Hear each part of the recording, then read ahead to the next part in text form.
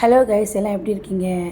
இன்றைக்கி நம்ம சேனலில் ஒரு ஃபேமஸான ஸ்வீட்டு பற்றி தான் பார்க்க போகிறோம். எங்கள் ஊர் சைடு மோஸ்ட்லி செய்கிற சிலியம் பற்றி தான் பார்க்க போகிறோம். வாங்க எப்படி செய்கிறதுன்னு போய் பார்ப்போம்.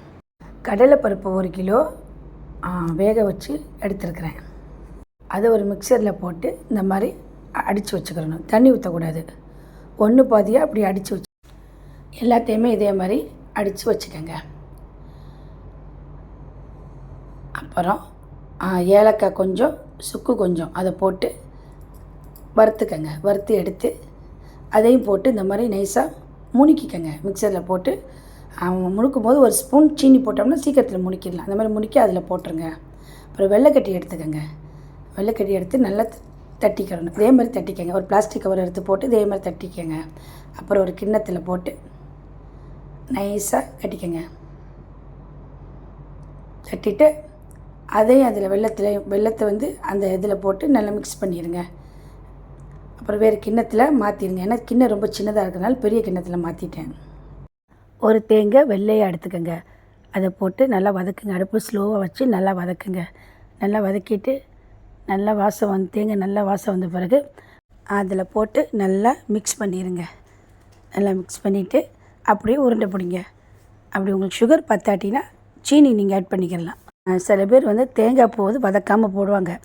ஆனால் நான் வதக்கிட்டு தான் போடுவேன். ஏன்னா வதக்கிட்டு போட்டோம்னா வாசமாகவும் இருக்கும். மறுநாள் கூட சாப்பிட்லாம், கெட்டு போகாது. எல்லாத்தையும் இதே மாதிரி உருட்டி எடுத்துக்கோங்க. அப்புறம் மைதா மாவு நான் ஒரு 4 கப்பு போட்டிருக்கிறேன். 4 கப்பு மைதா மாவு, 1 கப்பு தேங்காய் பால், கொஞ்சம் உப்பு, 2 டேபிள் ஸ்பூன் சீனி போட்டிருக்கிறேன்.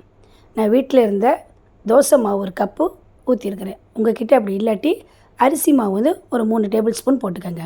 போட்டு கொஞ்சம் தண்ணி ஊற்றி கட்டி இல்லாமல் நல்லா அந்த மாதிரி இது பண்ணிக்கோங்க.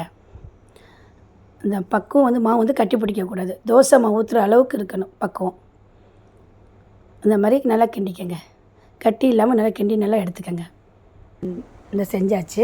அப்புறம் நம்ம உருண்டை பிடிச்சிருந்தோம்னா அதை அதுக்குள்ளே போட்டு எடுத்து சூடான எண்ணெயில் போட்டு அப்படியே வேக விடுங்க. வேக விட்டுட்டு அடுப்பை கொஞ்சம் குறைச்சிக்கங்க. கொஞ்சம் குறைச்சிட்டு நல்லா வேக விடுங்க. நல்லா வெந்தனுமே நல்லா பொன்னிறமாக வந்தனுமே அப்படியே திருப்பி விடுங்க. நல்லா திருப்பி விட்டு கொஞ்சம் நேரம் வேக விடுங்க. வேக விட்டுட்டு நல்லா வெந்தனுமே அப்படியே எடுத்துருங்க. அவ்வளோதாங்க, சுட சுட சுழியன் ரெடி.